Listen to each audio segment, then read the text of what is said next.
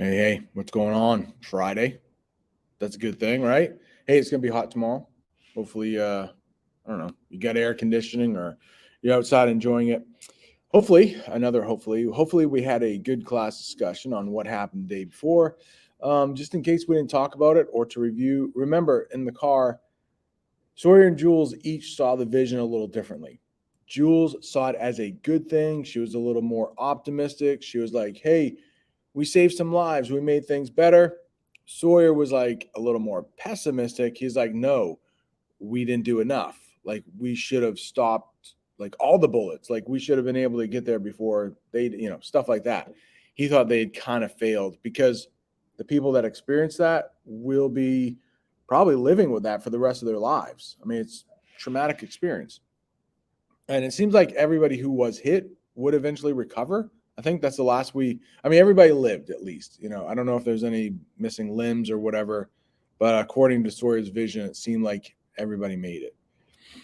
All right, so we're on 39. We're finally going to get to Trey. We haven't seen him for a little bit. And just to get everybody on the same page, a couple classes. I'm not sure if every class. No, certainly not the last class for sure. But every other class, I think every other class has said that maybe Trey is involved in the third book somehow. Like, he might be the one getting the vision. So keep an eye on that. 39. When we come in, Trey's sitting in the bed, his arm in a sling. Ooh, just like her, right? I think that was Mason who said that. They have the opposite injuries. And the shadow of stubble on his face. It's about time, he says. He's got the look of a stoner on his face, and I see he's got a morphine drip going. Guess mom and dad don't think he'll get addicted. I roll. Remember, they wouldn't let her have drugs, I think. They're afraid that she was going to get addicted. Trey seems like he is hopped up on him, I guess. You could have gotten a shot a little closer to home. He screws up his face. Yeah, about that. What the hell happened? I don't remember anything. Sawyer and I pull up chairs and tell him the story. Before we can finish, there's a knock on the door. A nurse pokes her head in. Trey, a few students you helped save are here. They want to say thanks. Is it okay if they come in? Trey looks at me. I nod, and Sawyer and I slide our chairs back to get out of the way as Ben and his friend come in. I stand up and introduce Ben Galang, and Ben introduces Vernon, the guy he was with yesterday, who apparently was at the meeting, though I don't remember him. Ben looks like he slept in his clothes. His hair is disheveled. That is a great term to know right there, disheveled. Great word to use when someone hair is a mess. And his self-repaired glasses can't hide the dark circle under his eyes. He reaches out his hand and carefully shakes Trey's hand. I don't know how to thank you. Trey looks up at Ben and gives him a goofy, drug smile. I'm not sure why, but okay. That's me pretending to sound like a very drugged up Trey. Ben glances at me confused. We haven't quite gotten to the part of the story where Trey comes in and busted up the party, I explain. I don't think he knows what he did. Top of the next column. That and he's a little drunk on morphine, Sawyer adds. Trey frowns. All I remember is someone screaming die blank in my face, which really, sucked. And then I took one look at the blood splurting out of my arm, and I was like, whoa, check please, for the rest of the event. He blanches, just thinking about it.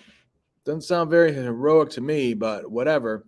Blanches, turns white, just so you know, turns white, blanches. Ben brings his hand to his mouth, and I can see his chin is trembling, eyes filling up. And then he pulls his hand away and says, the girl had a gun to my forehead. I have a scrape where she dug into my skin. It was a split second away. I was a split second away from getting my brains blown out. And then the door flew open, glass went everywhere, and the shooter was distracted. He pauses. I got the gun off my head, and she turned, and it went off. She shot you instead of me. Ben's lips quiver. He presses them together. Clearly, Trey doesn't know what to say. He opens his mouth and closes it again and lets his head fall back against the pillows. And then he says in this hilarious Clay Aiken voice, "Well, that was right nice of me." All right, no need to go over Clay Aiken, but he was a contestant, I think, on the very first American Idol, way back when, probably early 2000s. So he never did much with his career. For a second, nobody moves. And then I snort, and everybody else sort of relaxes. And before I know it, top of the next column, Sawyer has found more chairs, and Ben is giving us updates on everybody. The girl who was shot in the abdomen, Tori was worse off. She made it through 5 hours of surgery, and the doctors are cautiously hopeful. And the guy who was shot in the foot was doing okay, but the bullet shattered a bunch of bones, and he won't be walking anytime soon. Back at the UC, Ben says, classes are canceled, and there are counselors helping students cope. There are also reporters everywhere. Because the police caught the two alleged shooters immediately, they didn't close down the school, but a good portion of the quad is blocked off around the crime scene, and a lot of students went back home. And seriously, you guys are the unnamed heroes. You're like becoming a legend, he says to all of us. But he can't stop looking at Trey, his true hero. Please don't give anyone our names, I find myself saying. We don't want a bunch of reporters in our faces. We just want to, get through it and move on. Our parents are sort of freaking out. I'm sure you can imagine. And then I add, I'm only in the 10th grade. Me too, Sawyer says. Jules and I just want to disappear, if that's cool with you. He looks over at Trey and grins for the first time since everything happened. Trey, on the other hand, he's a senior and could really use some attention. Trey pushes his morphine drip. Indeed, he says, adorably loopy. Ben smiles and turns to me. I'm not quite sure why you guys picked this weekend to check things out at UC or how you managed to spring to action that fast, but you really did save a lot of lives. And if you don't want your names out there, I totally dig that. Just watch it when you're wandering around here. There are some reporters in the lobby. All right, next page here. Here, Trey says, fumbling for a cell phone on the bedside table. You should call me. Ben turns and looks at him, a small smile still playing around his lips. Oh, should I? What's your number? All right, so maybe this is just the old man in me. That does seem like, hang on, like a little bit of flirting, you know? Hey, you should call me. What about the Vernon guy? Just a friend? Maybe brother? Just a friend? I don't know. But it does seem like Ben, Trey, flirting a little bit. Trey doesn't seem like he knows what he's doing anyways because he's all drugged up. But still. All right, Trey tells him, and Ben enters it into his cell phone. And then he takes Trey's and enters his number. Okay, Ben says a little curiously. Well, we'd love to have you come for a meeting. Are you seriously considering UFC? Even after what happened? Oh, yeah, I totally am. Well, what's your name again? Ben laughs and tells him. Top of the next column. I frown. Trey knows UFC is a private school. Mucho big bucks. But hey, there's always the power of morphine to make you forget about the minor details of your life, like living above a restaurant that struggles monthly to pay its bills, and considering returning to the place where some lunatic outsider came in and effing shot you because you're gay. When Ben and Vernon leave, Trey looks like he's about to fall asleep. My parents will be along soon, I'm sure, so Sawyer and I go to the nurse's station to try to find out the status of the others. We learn that Tori is still in intensive care, so we're not allowed to see her, and the guy with the injured foot is asleep. So we head out a side exit, take a walk on a sunny, windy spring Monday. I push up the stretched out sleeve of my hoodie and look at my pasty wet white arm. I was so glad to have that cast. It was like a weapon. It did way more damage than I could have done with my fist alone. And of course, her arm is going to be all white because probably the rest of her skin was getting kind of tan. It was spring, so that part was not. Thinking about that makes me wonder briefly what kind of pain the shooters are in today. Trey will be proud that I need the guy in the meatballs.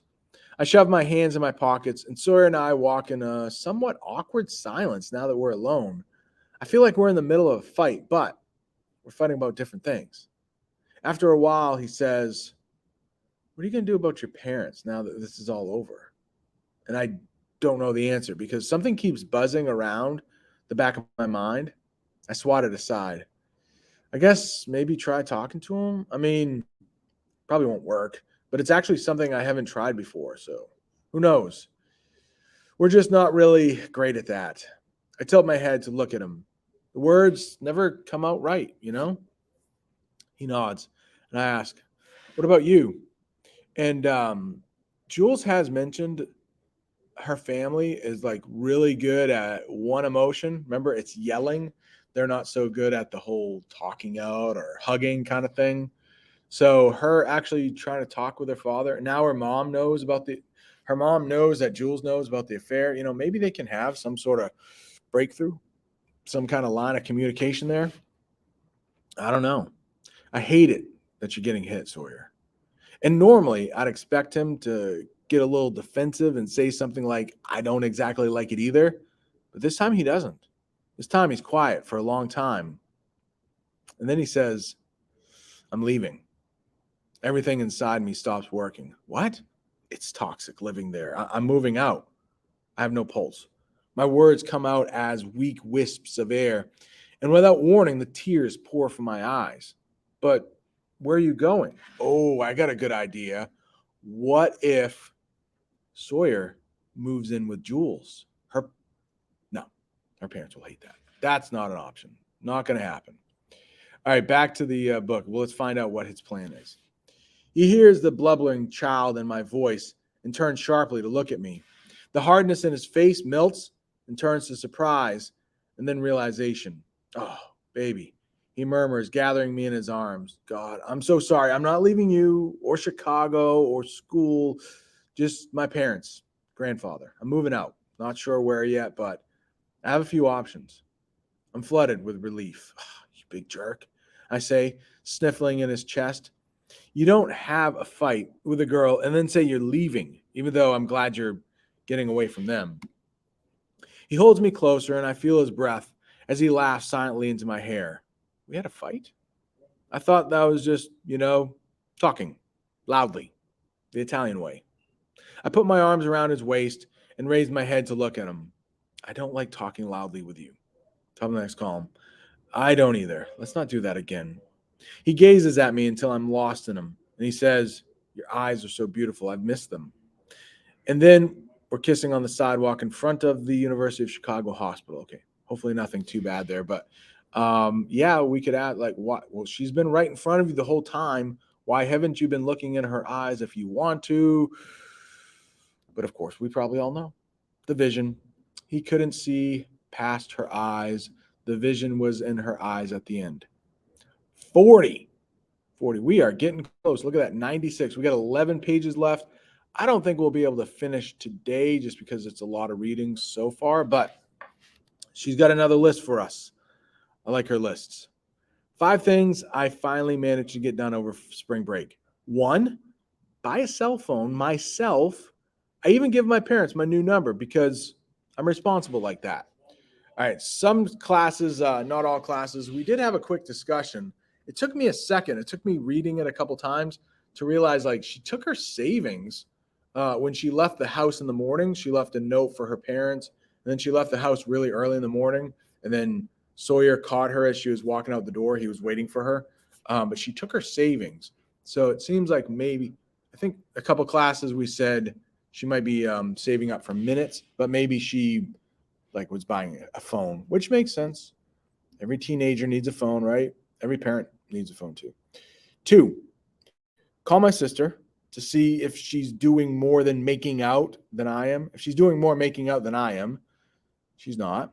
3, get my job back and make it seem like I'm doing them a favor. Tell the next call while Trey's out, when really I just kind of miss it. Probably needs the money too. Cell phones aren't cheap. 4, see Sawyer every day and find out being in love with no stressful visions is way more fun than anything. 5, scare the hell out of Trey when I tell him that he totally threw himself at a college boy while under the influence of morphine. It was hilarious. That last one. I've never seen Trey so mortified. But you know what? Ben came back to the hospital to see Trey once more, alone this time. He stayed for over an hour. I'm just saying. And on the morning Trey was being released, Sawyer and I pushed him in a wheelchair to see the other victims. And everything hit hard once again, reminding me that solving the mystery of a vision is not the real part. The real part is the people and the way their lives change forever. That sounds like a kind of a fitting, maybe not the absolute best place to stop, but this is all falling action. We're trying to put all the pieces back together. I mean, a couple questions that we still have maybe left for the third book, but like the dad, the vision, that whole thing. Rowan, is she coming back? Probably at some point. What's going on out there? And then, of course, that like who gets the next vision. Some people have found the third book, Gasp, online, and they already have an idea. But for the rest of us, we probably should wait until probably Monday. I think we might finish this thing on Monday. So the vision is going to leap from one person to another. And maybe we should just have a little discussion. Should we read Gasp over like the last 3 weeks, or should we read something else? All right. See ya.